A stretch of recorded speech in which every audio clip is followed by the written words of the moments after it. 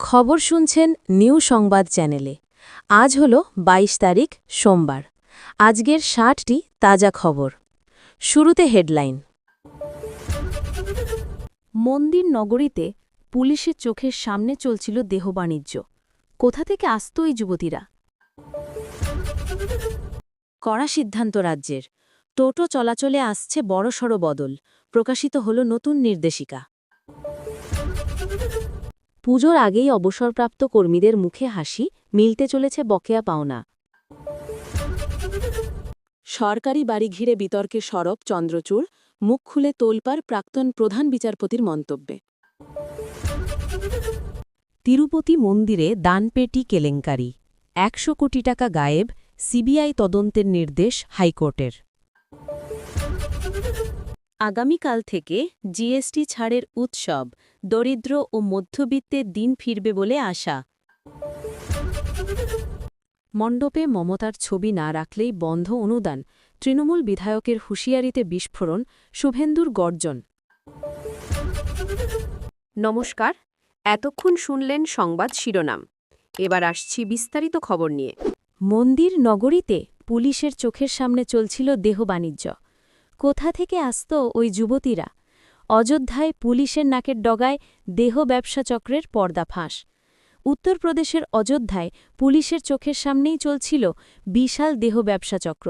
গত শুক্রবার রাতে নগর কোতোয়ালি এলাকার ফতেগঞ্জ মহল্লায় অবস্থিত রানী সতী গেস্ট হাউসে হানা দিয়ে এই চক্রের জাল ভেঙে দেয় পুলিশ। গেস্ট হাউসটি একেবারে পুলিশ ফাঁড়ির কাছেই ছিল। অভিযানে উদ্ধার করা হয় ১১ জন তরুণীকে। পাশাপাশি গেস্ট হাউসের মালিকসহ ৩ জনকে গ্রেফতার করে পুলিশ। স্থানীয়দের অভিযোগ, ক্ষীরবালি গলির ওই গেস্ট হাউসে দীর্ঘদিন ধরেই চলছিল দেহ ব্যবসা।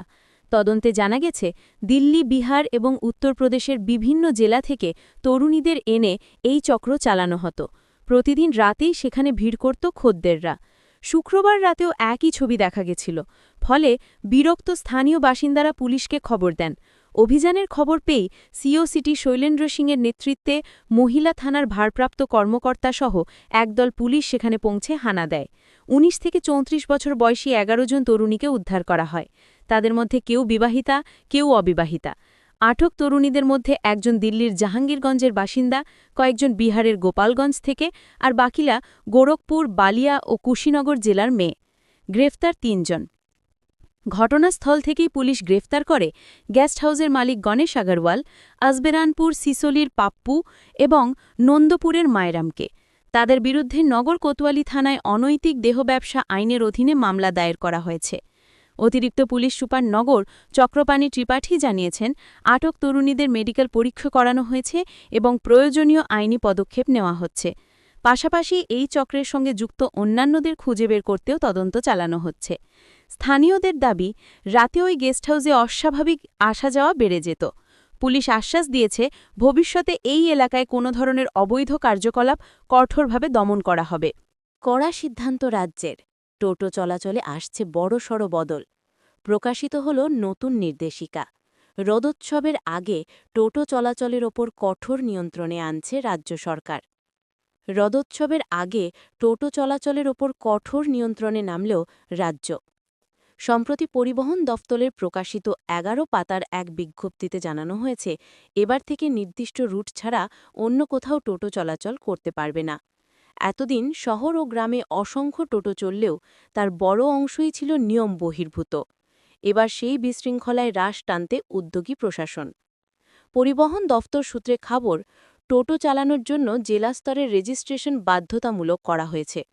প্রতিটি টোটোর জন্য থাকবে নির্দিষ্ট নাম্বার প্লেট ও কিউআর কোড।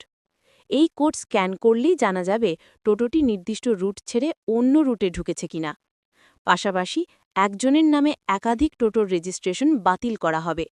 নতুন নিয়ম কার্যকর হলে প্রতি বছর বার্ষিক কর নেওয়া হবে, যা থেকে রাজস্ব আয় বাড়ার সম্ভাবনা রয়েছে। প্রশাসনের হিসেব অনুযায়ী বর্তমানে রাস্তায় যত টোটো চলছে তার অধিকাংশই বেআইনি। সেগুলির বদলে ধাপে ধাপে ই-রিকশা নামানো হবে। তবে দফতরের দাবি, কোনো সিদ্ধান্ত হঠাৎ চাপিয়ে দেওয়া হবে না। আগে প্রতিটি পুরসভা ও পঞ্চায়েত ইউনিয়নের সঙ্গে বৈঠক করে রুট নির্ধারণ করা হবে। যেখানে টোটোর সংখ্যা বেশি সেখানে রোটেশন পদ্ধতিতে চালানোর পরিকল্পনা রয়েছে। এর আগে যাত্রী সুরক্ষার জন্য জাতীয় ও রাজ্য সড়কে টোটো, অটো ও রিকশা চলাচল নিষিদ্ধ ঘোষণা করা হলেও বাস্তবে তেমন প্রভাব পড়েনি। এখনও অবৈধ টোটো ও অটোর দৌরাত্ম্যে যানজট ও দুর্ঘটনা বেড়েই চলেছে। পণ্যবাহী গাড়ির গতি স্লোথ হচ্ছে। তাই নতুন করে স্পষ্ট নির্দেশ দেওয়া হয়েছে, জাতীয় ও রাজ্য সড়কে কোনোভাবেই টোটো চলবে না। সম্প্রতি পরিবহন দফতর, জেলা প্রশাসন, পুরসভা, টোটো সংগঠন এবং পুলিশের প্রতিনিধিদের বৈঠকে রুট নির্ধারণ ও নিয়ন্ত্রণের প্রস্তাব চূড়ান্ত হয়েছে। সরকারের আশা, নতুন নীতি কার্যকর হলে যাত্রী সুরক্ষা নিশ্চিত হবে, যানজট কমবে এবং দীর্ঘদিনের বিশৃঙ্খলার অবসান ঘটবে। পুজোর আগেই অবসরপ্রাপ্ত কর্মীদের মুখে হাসি, মিলতে চলেছে বকেয়া পাওনা। অবসরপ্রাপ্ত কর্মীদের জন্য সুখবর, হাইকোর্টের রায়ে মিলবে বকেয়া গ্র্যাচুইটি। পুজোর আগে অবসরপ্রাপ্ত কর্মীদের জন্য বড় স্বস্তি। দীর্ঘদিন আটকে থাকা গ্র্যাচুইটির টাকা অবশেষে মেটানোর নির্দেশ দিল কলকাতা হাইকোর্ট। হাইকোর্টের বিচারপতি রাজাশেখর মান্থা ও বিচারপতি অজয় কুমার গুপ্তের ডিভিশন বেঞ্চ রায়ে জানিয়েছে, আগামী 10 মাসের মধ্যে বহরমপুর পুরসভাকে মামলাকারীদের বকেয়ার অর্থ শোধ করতে হবে। নির্দিষ্ট সময়ে টাকা না দিলে রাজ্য সরকারকে হস্তক্ষেপ করতে হবে। সেই সঙ্গে সুদসহ টাকা মেটানোরও নির্দেশ দিয়েছেন বিচারপতিরা। সূত্রের খবর, বহরমপুর পুরসভার প্রায় 127 জন কর্মী অবসর নেওয়ার পরও প্রাপ্য গ্র্যাচুইটি পাননি। প্রত্যেকের গড় পাওনা প্রায় 7.5 লক্ষ টাকা। বেশিরভাগই 2011-12 সালে অবসর নিয়েছেন। পুরসভার দাবি, সরকারি দপ্তরগুলির কাছ থেকে প্রায় 10 কোটি টাকা কর আদায় বাকি রয়েছে। সেই অর্থ এলে বড় অংশের বকেয়া মেটানো সম্ভব হবে। হাইকোর্ট স্পষ্ট করেছে, অবসর নেওয়ার 30 দিনের মধ্যে গ্র্যাচুইটি দেওয়া বাধ্যতামূলক। বহরমপুর পুরসভার ক্ষেত্রে 8% হারে সুদ দেওয়ার নির্দেশ দেওয়া হয়েছে।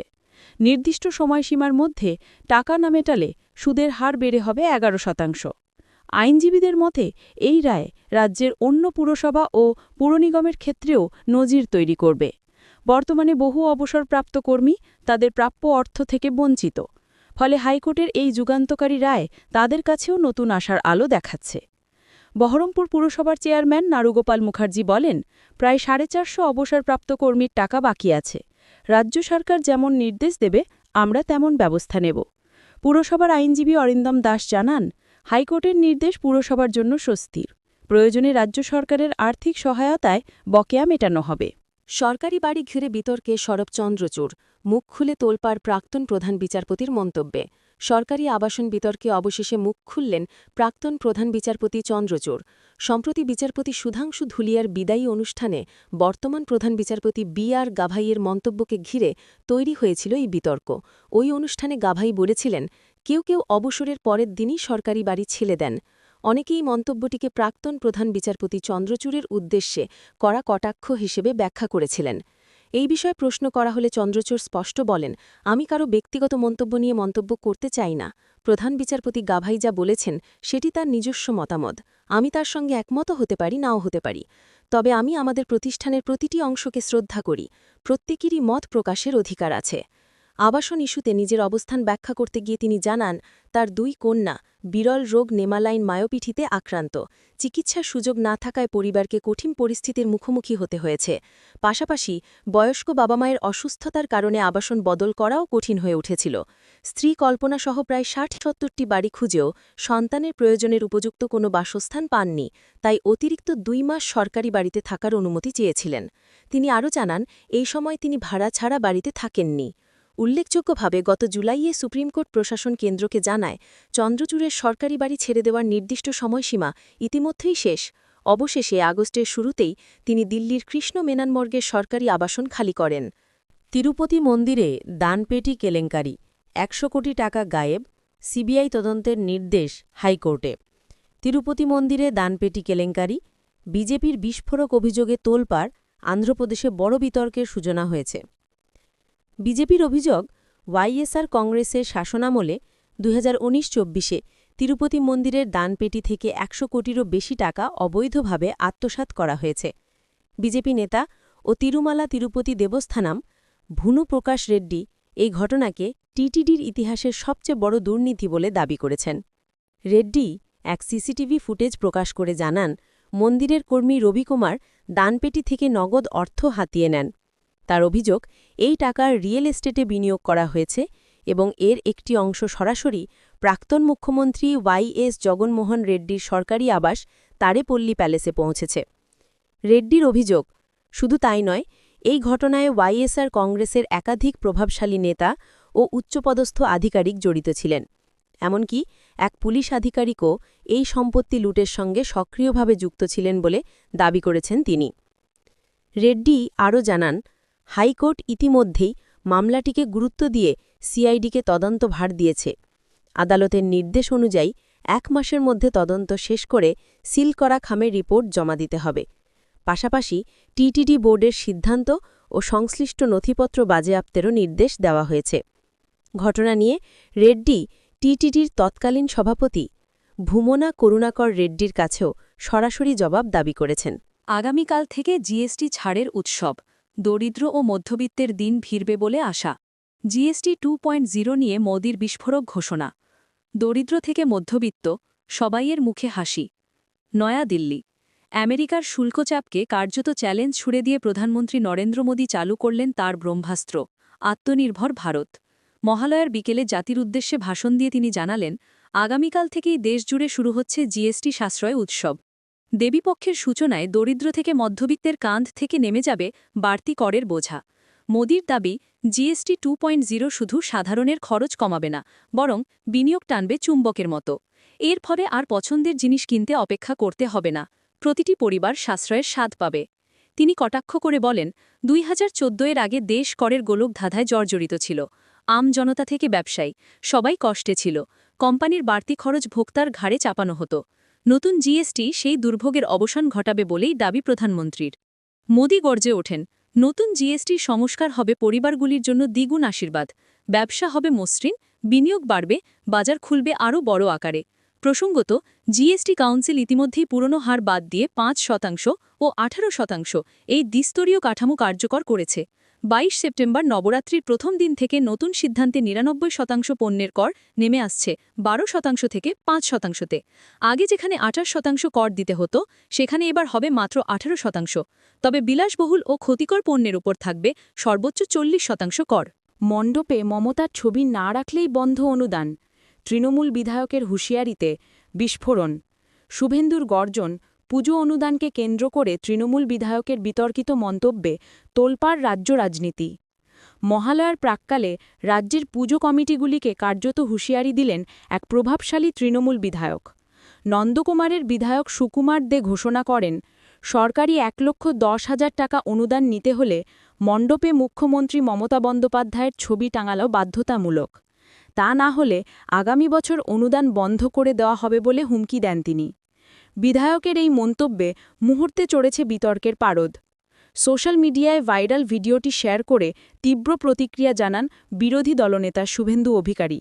এক্স হ্যান্ডেলে শুভেন্দুর দাবি, এ অনুদান রাজ্যবাসীর করের টাকা, তৃণমূলের কোনো নেতার ব্যক্তিগত সম্পত্তি নয়। শুভেন্দু আরও হুঁশিয়ারি দেন, আগামী বছর তৃণমূল সরকার আর ক্ষমতায় থাকবে না। সুকুমার দেও প্রাক্তন বিধায়ক হয়ে যাবেন, তাই ক্ষমতার দম্ভে এমন হুমকি দেওয়ার আগে ভেবেচিন্তে কথা বলার পরামর্শ দেন তিনি। ফলে সুকুমারদের এই মন্তব্য ঘিরে রাজ্য জুড়ে শুরু হয়েছে রাজনৈতিক তরজা ও উত্তেজনা। আমাদের চ্যানেলে নতুন দর্শকেরা সাবস্ক্রাইব করে রাখবেন এবং একটি লাইক করবেন।